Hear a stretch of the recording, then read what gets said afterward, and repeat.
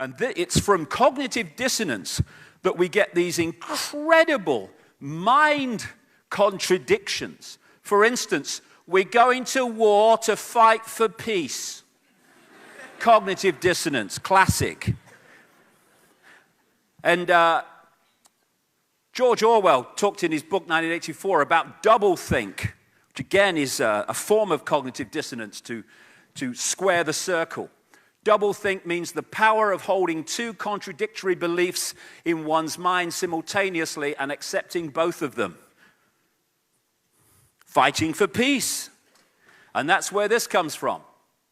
War is peace, freedom is slavery, ignorance is strength. And only by persuading us to take on these contradictions and accept them as real can the few control the many. And the idea, and my goodness me, they've got so many people in this world, in this state, the idea is to keep us in a total and constant state of confusion. Thinking the world is sane when it's utterly crazy. Like doctors destroying health. When you realize what the game is, when you've connected enough dots, that is not a contradiction at all anymore. It's only a contradiction when you don't know what the game is. Doctors destroy health because it's about wealth, not health. Pharmaceutical companies are not there to bring health to the population. They're there to scam them on one level for vast amounts of money. They're not interested in curing people of cancer. They're making too much money treating the symptoms in this assisted suicide we call chemotherapy. And also to so drug the population in various and many ways that, again, our ability to think straight and sharply is destroyed. This guy, William Osler, Canadian physician, he said one of the first duties of the physician is to educate the masses not to take medicine. I like him. I don't know why he said it, but it's true. Lawyers destroy justice. Of course they do. Because if we live in a just and fair society in which everyone is treated the same, the few do not have the privileges through law to stitch up the population and the system in general. So, of course, lawyers are there to destroy justice. Universities destroy knowledge. Again, of course. The last thing you want, if you're the few and you want to control the many, is a sharp-thinking, intelligent, aware population. Worst bloody nightmare. So right the way through, from what we call the education system, people are not educated, they are indoctrinated with a version of life and reality and the world that suits the system to keep the few in servitude. And I feel for young people today because they are being bombarded, especially at this time of awakening, and that's no coincidence either. They're being bombarded on multi-levels to keep them asleep and to keep them from opening their minds to see the full magnitude of who they are. And all around the world, education is celebrated. Oh, yes, we're bringing education to the third world. If only. Just more indoctrination into the same global system that we're all supposed to worship. Governments destroy freedom. This is the great one. If people are new to this, this is the first big step.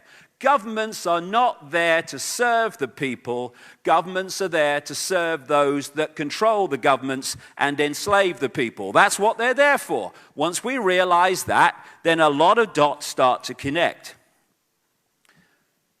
Men in dark suits, they're everywhere, these people. They breed. It's like luminous jackets.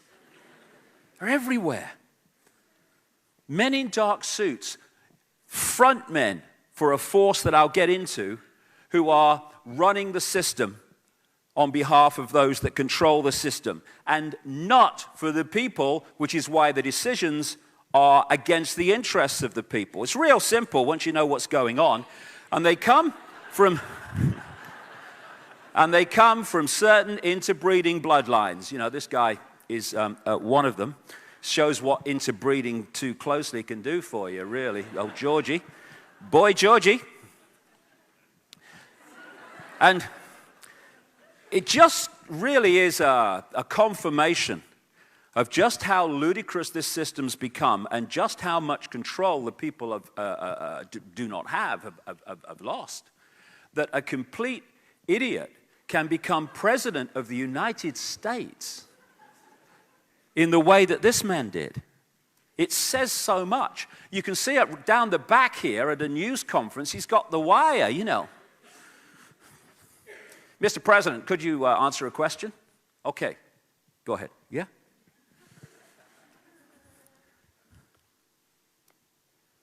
Our enemies are innovative and resourceful, and so are we. They never stop thinking about new ways to harm our country and our people, and neither do we.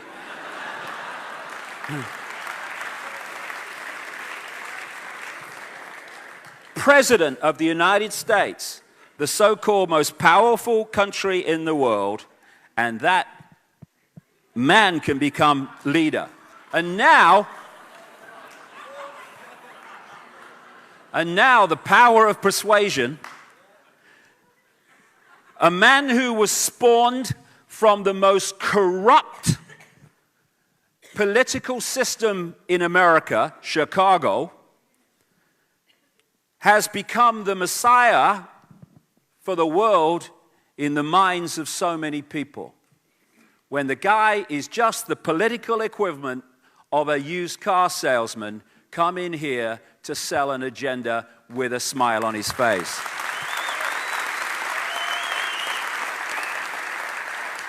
And while we stand by and allow this to happen, our freedoms and freedom of speech is being taken away.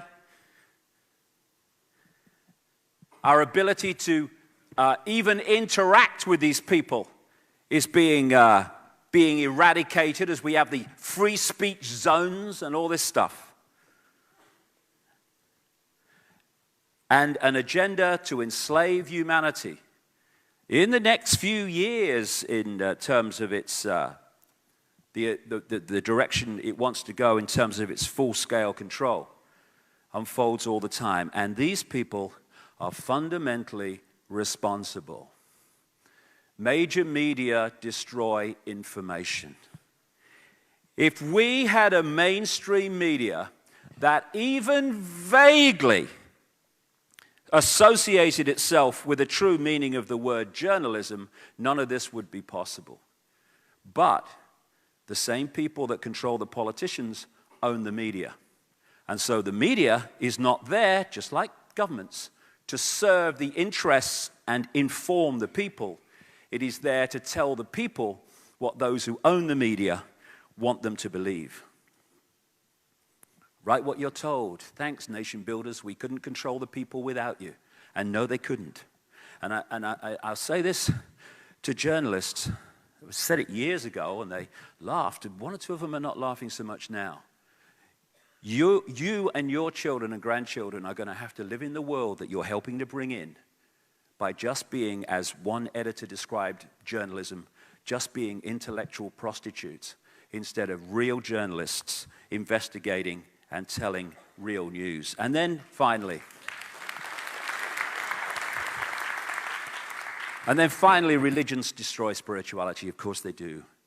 Because what my father used to call bricks and mortar religion are there to sell and enslave people within a belief system, and also to create division between different belief systems called religions.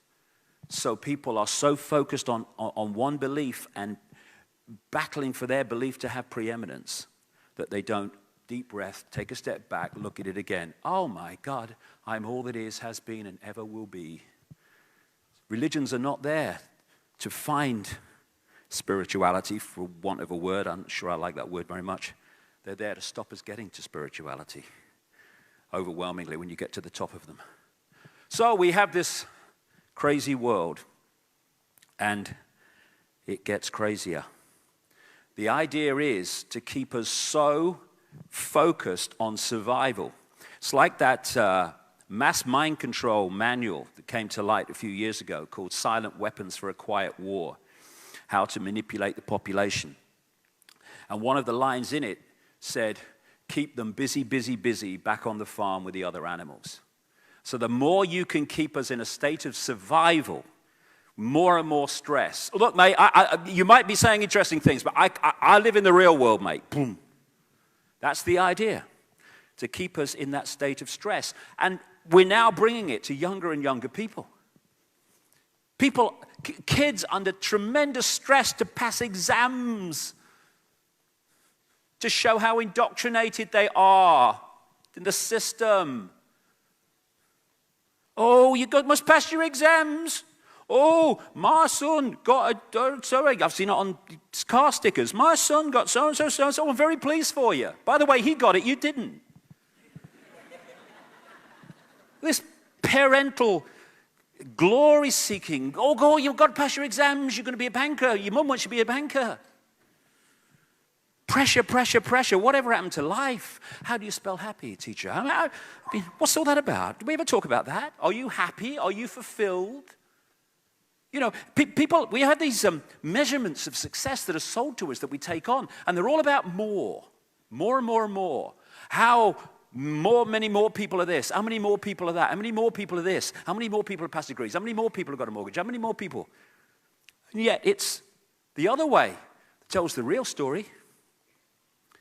How few people are unfulfilled. How few people are under stress. How few people are ill. How few people are homeless. How few people are terrified of the future. These are the measurements of a success of society, surely, not more and more and more.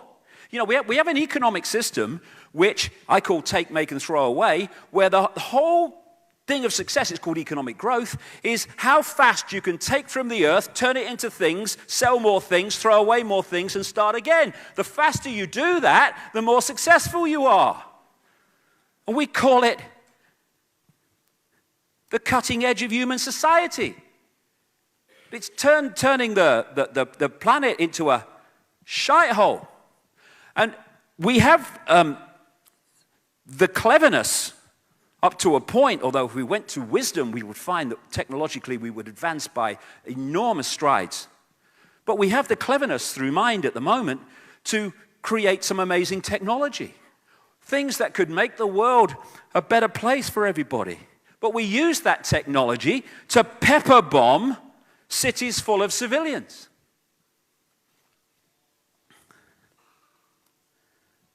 We are now such at the cutting edge of human evolution that we can kill more people than ever before. And we do. We're in a world where it seems okay for children to sign their names on bombs that then drop and kill other children. Like I say, we think the world is sane. Well, people in this room don't, but so many people do, when it is utterly insane. And what keeps people from understanding this?